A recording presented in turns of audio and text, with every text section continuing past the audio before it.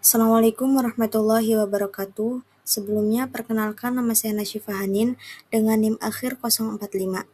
Di sini saya akan menjelaskan materi mengenai sistem ekskresi dan sistem urinaria pada manusia untuk memenuhi tugas mata kuliah anatomi fisiologi. Selanjutnya, pengertian dari sistem ekskresi. Sistem ekskresi merupakan proses pengeluaran zat sisa metabolisme yang sudah tidak diperlukan oleh tubuh melalui organ-organ ekskresi seperti ginjal, kulit, paru-paru, dan hati. Kemudian untuk fungsi utama sistem ekskresi yaitu menjaga homeostatis tubuh, mengatur keseimbangan cairan dan elektrolit, serta membuang racun dan produk sisa metabolisme agar tidak menumpuk dalam tubuh. Adapun pengertian dari ekskresi sendiri yaitu pengeluaran zat sisa metabolisme, sedangkan sekresi pengeluaran zat yang masih digunakan tubuh, dan defekasi merupakan pengeluaran sisa pencernaan atau feses yang bukan produk metabolisme sel. Kemudian fungsi sistem ekskresi sendiri yaitu mengeluarkan sisa metabolisme, membuang zat-zat sisa hasil metabolisme seperti urea, CO2, asam urat, dan kreatinin yang bersifat toksik bagi tubuh melalui organ ekskresi. Kemudian fungsi yang kedua itu menjaga keseimbangan cairan dan elektrolit, mengatur volume cairan tubuh serta kadar elektrolit agar tetap dalam batas normal untuk mendukung fungsi sel dan jaringan.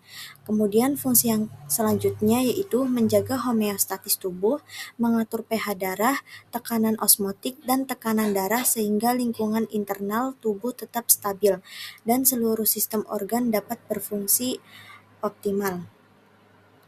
Adapun organ-organ sistem ekskresi sendiri itu, tubuh manusia memiliki 4 organ ekskresi utama yang bekerja bersama untuk membuang sisa metabolisme dan menjaga keseimbangan internal tubuh. Yang pertama itu ginjal. Ginjal dapat mengekskresikan urin. Kemudian yang kedua itu kulit. Kulit mengekskresikan keringat. Dan yang ketiga itu paru-paru, yaitu mengekskresikan CO2 serta H2O. Kemudian yang terakhir itu hati, yaitu mengekskresikan bilirubin dan urea. Adapun pengertian sistem urinaria sendiri itu yaitu sistem urinaria merupakan serangkaian organ yang berperan dalam pembentukan, penyimpanan, dan pengeluaran urin dari tubuh. Sistem ini merupakan bagian integral dari sistem ekskresi yang berfungsi menyaring darah dan membuang zat sisa metabolisme dan menjaga keseimbangan cairan serta elektrolit dalam tubuh. Komponen sistem urinaria. Yang pertama itu ginjal.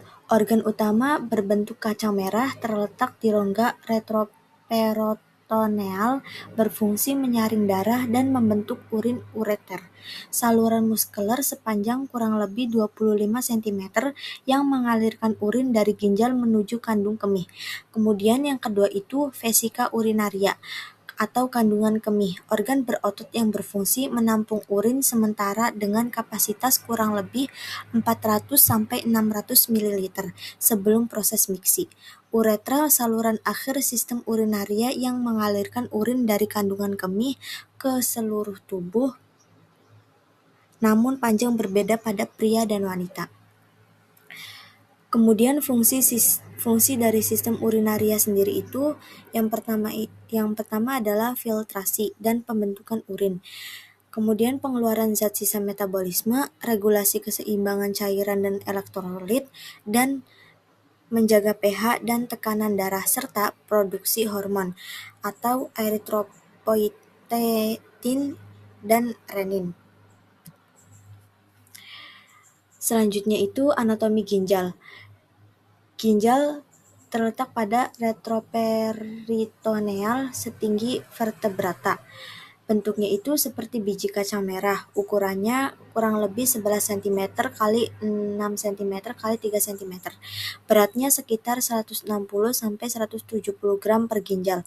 Lapisan pelindung itu disebut kapsul fibrosa, lemak perirenal, vasiorenalis.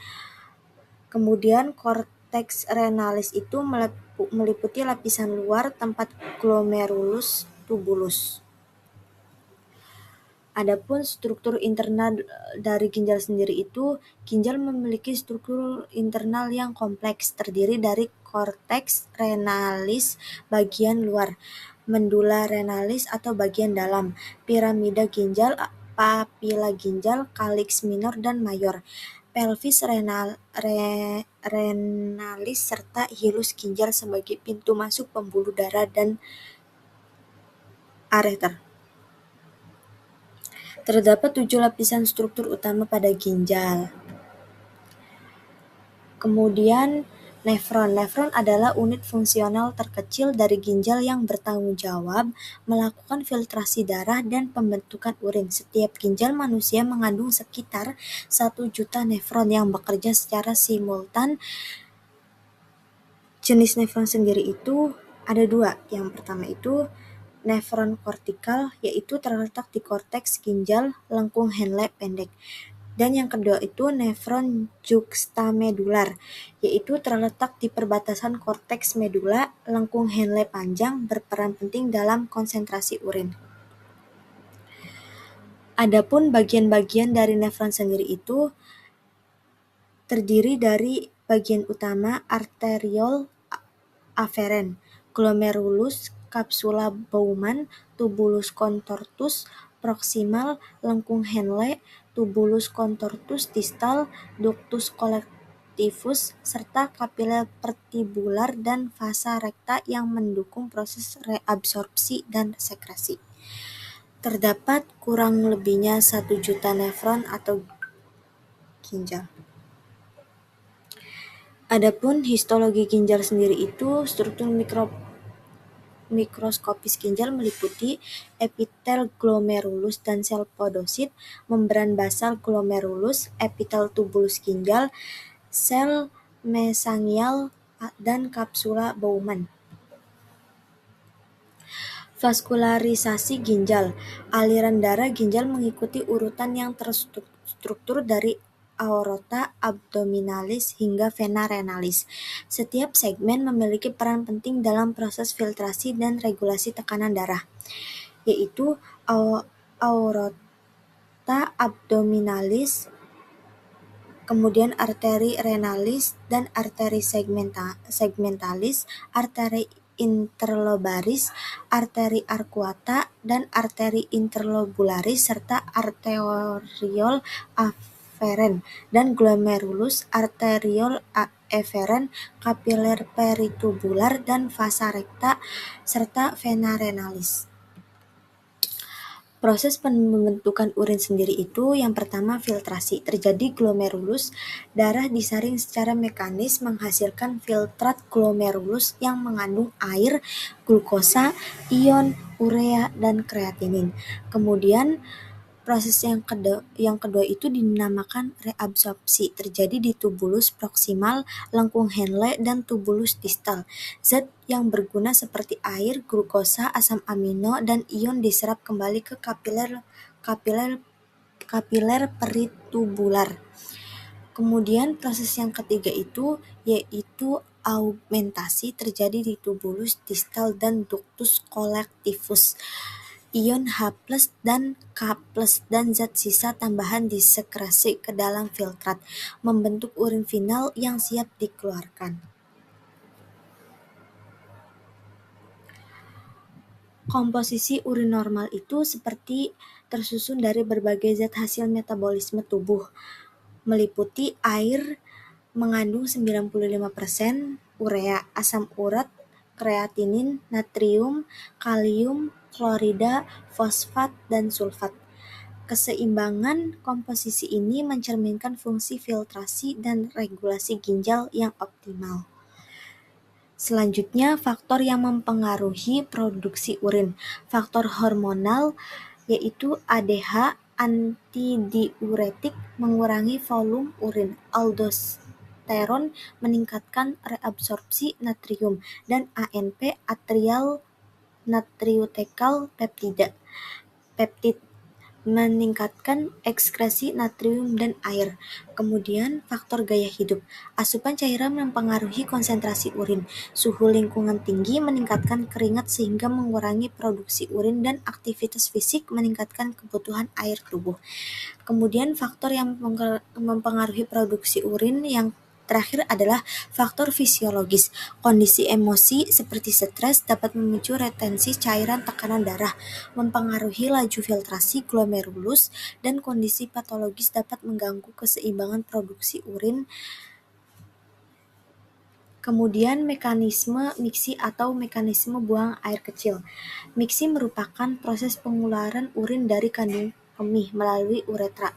Proses ini melibatkan pengisian kandung kemih, refleks miksi melalui saraf sensorik dan motorik, kontraksi otot detrusor serta relaksasi sfinkter uretra interna dan eksterna yang dikendalikan oleh sistem saraf otonom dan osmotik. Selanjutnya itu homeostatis dan ginjal. Osmoregulasi dan keseimbangan cairan ginjal mengatur volume dan osmolaritas cairan tubuh melalui reabsorpsi air yang dikendalikan hormon ADH, menjaga keseimbangan cairan intra dan ekstraseluler.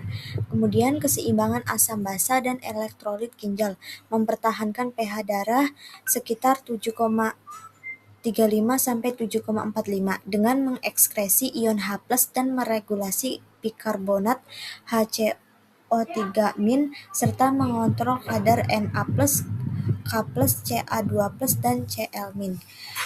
Kemudian regulasi volume dan tekanan darah melalui sistem RAAS dan produksi renin. Ginjal mengatur volume darah dan tekanan arteri, memastikan perfusi organ vital tetap optimal dan stabil. Selanjutnya, hormon yang diproduksi oleh ginjal yaitu eritropoietin atau EPO merangsang sumsum tulang untuk memproduksi sel darah merah.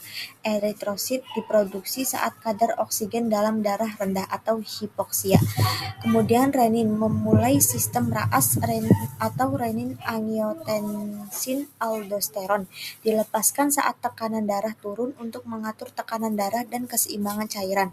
Kemudian kalsitriol atau vitamin D aktif, mengaktifkan vitamin D menjaga bentuk aktif sekitar 1,25 dihidroksivitamin D3, meningkatkan absorpsi kalsium di usus dan menjaga kesehatan tulang.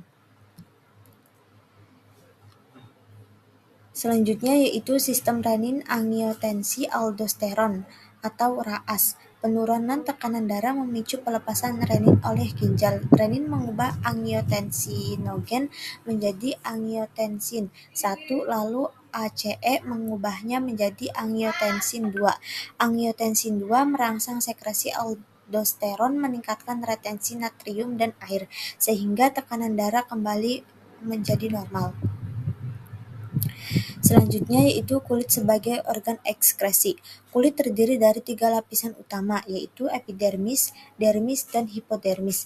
Kelenjar keringat yaitu glanula dan sudorifera terletak di lapisan dermis dan menghasilkan keringat sebagai produk ekskresi. Komposisi keringat meliputi air memiliki 99% garam NaCl, urea, asam laknat, dan amonia. Melalui proses berkeringat, tubuh mengeluarkan zat sisa metabolisme sekaligus mengatur suhu tubuh termoregulasi. Selanjutnya yaitu paru-paru sebagai organ ekskresi. Paru-paru berperan penting dalam sistem ekskresi melalui proses respirasi. Organ ini mengeluarkan karbon dioksida CO2 dan uap air H2O sebagai hasil metabolisme sel. Pertukaran gas terjadi di alveolus, tempat CO2 berdifusi dari darah ke udara dan dikeluarkan saat ekspirasi. Hati sebagai organ ekskresi. Hati berperan penting dalam ekskresi melalui metabolisme bilirubin, penguraian hemoglobin menjadi bilirubin dan diekskresikan lewat empedu. Pembentukan urea dari amonia hasil katabolisme protein, serta detoksifikasi zat-zat berbahaya seperti obat dan racun dari darah.